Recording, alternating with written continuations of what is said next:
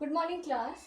So, today we will discuss the section. First of all, today we will discuss the chapter number 3rd from the Flamingo.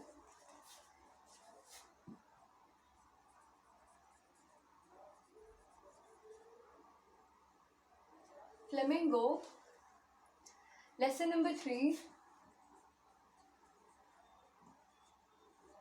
So, basically, this chapter name is Deep Water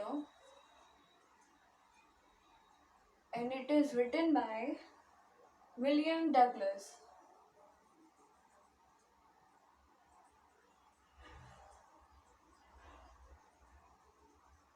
Page number 23. So basically, in this whole lesson, we will discuss about the William Douglas' own life and his own experiences. So the basic story is about the narrator, who is William Douglas, and he have the phobia of water, which is called hydrophobia. Hydro का means होता है water और phobia का means डर. तो basically hydrophobia is a kind of thing, is a kind of disease और kind of disorder in which a person is having so much fear of water in normally stages, right? कह सकते हैं कि उसे पानी से बहुत ज़्यादा डर लगता है, वो बहुत ज़्यादा कॉन्शियस फील करता है पानी के अंदर. So these are the basic thing which the normal people who have facing the hydrophobia can feel. So basically हम लोगों ने अभी तक इस चीज़ को पढ़ा था कि पेज नंबर 23 पे हम लोगों ने डिस्कशंस किए थे कि जिस तरीके से वो YMCA पूल पे जाना चाहते थे और वहाँ पर कह सकते हैं कि उन्होंने चेक किया कि कैसे सिचुएशंस में वो जब कोई भी स्विमिंग सीखने जाता है तो ऑब्वियस सी बात है कहीं ना कहीं मन में हेजिटेशन होती है छोटी मोटी चीज़ों को लेकर, जैसे कि ड्रेसिंग क्या होगी, प्रॉपर प्रिकॉशंस क्या होंगे, what would be the best and better for us. So these are the thing which we every one think about that, right?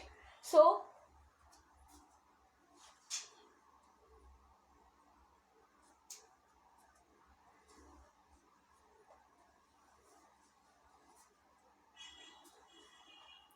Now page number 23 पे हम लोगों ने पढ़ा था कि कहीं ना कहीं कि जो पूल का हम लोगों का नॉर्मल जो पूल होता है वो इस तरीके से होता है कि पहली बात तो उसका ग्राउंड लेवल तो सेम होता है, बट वो इस टाइप का होता है या स्लांटेड कह सकते हैं. एक्चुअली जो पूल का साइज है वो this is the water strength और वाटर वेव्स. सो बेसिकली ये जो एजेस है वो हमारी सेम रहेंगी, but the basic and the beginner will swim at this section. वो धीरे धीरे डाउनपोर होता है. जैसे मान लीजिए ये 1 से 2 फीट डेप्थ होगी इसकी, तो यहाँ पर ऑलमोस्ट 9 to 10 फीट डेप्थ हो सकती है. ठीक है, तो यही चीज़ कही जा रही है कि basically when the narrator having the hydrophobia, so कहीं पर शैलो वाटर है, कहीं पर काफ़ी ज़्यादा ग्रेजुअली वाटर ड्रॉप दिख रहा है. I got a pair of water wings and went to the pool. अब वाटर विंग्स क्या है?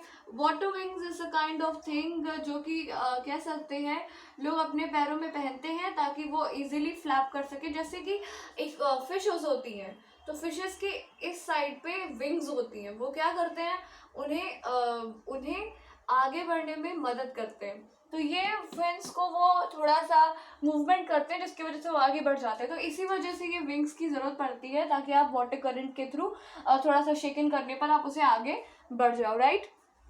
सो आगे क्या कहा गया कि I got a pair of water wings and went to the pool. I hated for walk naked into it and show my skinny legs, but I subdued my pride and did it. मतलब कह सकते हैं उन्होंने कहा कि मुझे naked ऐसे ही pool में जाना, अपने स्किनी लेग्स यानी कि पतले लेग्स को दिखाना मुझे बिल्कुल भी अच्छा नहीं लगता है, लेकिन मैंने ऐसा किया. क्यों किया?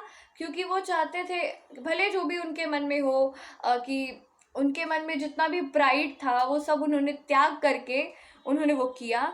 From the beginning however I had an aversion to the water when I was in it. This started when I was 3 or 4 years old and father took me to the beach in California. कह सकते हैं शुरुआत तब हुई जब मैं घृणा करने लग गया पानी से, जब मैं बहुत छोटा था, जब मैं ऑलमोस्ट 3 से 4 साल का था। And my father took me to the beaches of California. तो बीच क्या होता है? समुद्री तट, या कह सकते हैं हाँ, समुद्र का जो कॉर्नर होता है, यहाँ पे जैसे मान लीजिए ये पूरा ओशियन वाटर है और इसका जो कॉर्नर है ये आपका क्या कहलाता है? बीच कहलाता है। सो बेसिकली कैलिफोर्निया के बीचेस पे उनके फादर जब उसे लेकर गए आगे, he and I stood together in the surf. अब क्या मतलब है? सर्फ का मतलब होता है वेव्स। सो जब वो सर्फ्स आई यहाँ पे, सर्फ का मतलब होता है जैसे वेव्स आती है, बड़ी बड़ी वाटर वेव्स आती है वाटर करंट के साथ। तो उस वेव्स में उनके फादर और वो दोनों लोग खड़े हुए थे, राइट? क्या कहा गया? I hung on to him, yet the waves knocked me down and swept over me। मतलब कह सकते हैं वो पूरे तरीके से वो उनके अपने फादर पे टंगे हुए थे, लेकिन फिर भी वेव्स इतनी ज़्यादा तेज थी कि उन्हें वो बहा ले गई अपने साथ। I was buried in water, my breath was gone। buried का मतलब होता है कि धंस जाना, गड़ जाना। तो these are the things। तो उन्होंने कहा कि वो जो वाटर वेव्स थी वो इतनी ज़्यादा स्ट्रॉन्ग थी कि वो ईजिली उनको स्वेप्ट करके, यानी कि आसानी से उनको अपने साथ ले गई, और उनकी ब्रीदिंग बिल्कुल से रुक गई, और साथ ही साथ वो बिल्कुल पानी में जैसे लग रहा था कि वो दफन हो चुके थे। I was frighten, father laughed, but there was a terror in my heart at the overpowering force of the waves. Obviously बात है, जिसे पानी से डर लगता हो उसके लिए थोड़ा सा पानी भी काफ़ी ज़्यादा डेंजरस उसको ऐसा फील होगा कि लगेगा। सो बेसिकली क्या कहा जा रहा है कि वो बहुत ज़्यादा डर गए थे। फादर उनके हंस रहे थे। That was a common thing to him, because अगर वो बीचेस पे गए हैं तो उन्हें इन चीज़ों का आइडिया है कि वाटर करंट आता है और लेकर जाता है, स्वेप्ट करके लेके जाता है, तो दैट इज़ ओके। पर कहीं ना कहीं नरेटर के मन में ये चीज़ थी, और उनका हार्ट बहुत तेज़ी के साथ उन वेव्स को फील कर पा रहा था और देख रहा था कि उन वेव्स के अंदर इतनी ज़्यादा स्ट्रांगनेस है, इतनी ज़्यादा पावर है, that he can't resist to be normal, right? So my introduction to the YMCA swimming pool revived unpleasant memories and stirred childish fears। कह सकते हैं जो इंट्रोडक्शन था इनका YMCA स्विमिंग पूल में, वो कहीं ना कहीं क्या बताया जा रहा है,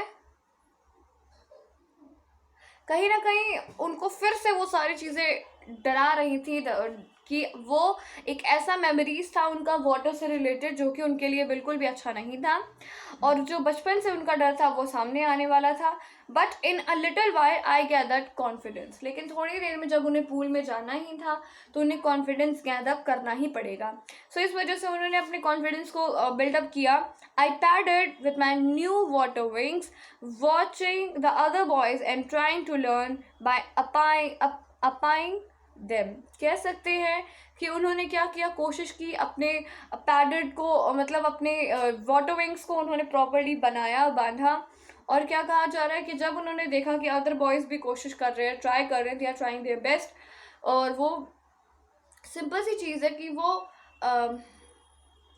क्या बताया जा रहा है कि I did this 2 or 3 times on difficult days and was just the beginning to feel at ease the water with the misadventurous happened। मतलब कह सकते हैं कि वो कोशिश कर रहे थे कि बच्चों के टाइप में कि वो जैसे हम लोग क्या करते हैं, एक दूसरे को हाई फाई करते हैं, तो वो इस तरीके से एक दूसरे को ईज कर रहे थे। फ्रेंडशिप में एक दूसरे को किक ऐसे इस तरीके से बॉम्ब करते हैं, तो अपाइंग उसे ही कह सकते हैं। सो बेसिकली यहाँ पे कहा गया कि उन्होंने 2 से 3 टाइम ये सारी चीज़ें की, 2 से 3 दिन तक, ताकि वो अपनी बिगिनिंग को यानी शुरुआत को बहुत ईजिली आगे बढ़ा सके। बट तभी एक ऐसा मिस एडवेंचर हुआ उनके साथ, बड़ा अलग सा कुछ हुआ उनके साथ। I went to the pool when no one else was there. वो उस टाइम पूल पे गए जब वहाँ कोई भी नहीं था। द प्लेस वॉज क्वाइट, वो जगह बिल्कुल शांत थी। द वाटर वॉज स्टिल, बिल्कुल पानी एकदम स्थिर था। And the tiled bottom was in white and clean as the bathtub. जैसे कि हमारा वाटर जब एकदम क्लीन होता है तो हमें उसकी सरफेस तक दिखाई देती है, तो ऐसा ही कहा जा रहा था कि जैसे बाथटब की हमें उसकी बॉटम दिखाई देती है, तो उसी तरीके से वो भी दिख रहा था। I was almost timid about going to alone, so I sat on the side of the pool to wait for others. मतलब वो थोड़ा डरे हुए थे कि मैं अकेले कैसे पूल में जाऊँ, मुझे डर लग रहा है। इस वजह से उन्होंने लोगों का वेट किया.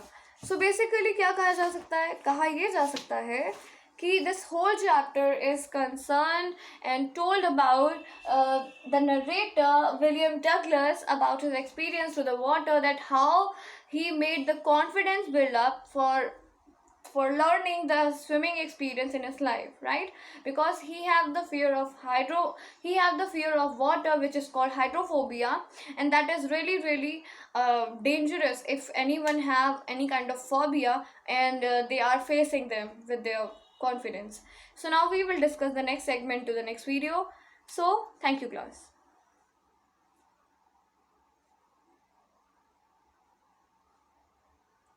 So क्या कहा जा रहा है कि इस चैप्टर में जो डिस्कशंस की हम लोगों ने, we are on the page number 25 now. अब हम लोग पेज नंबर 25 पे आ चुके हुए हैं. ओके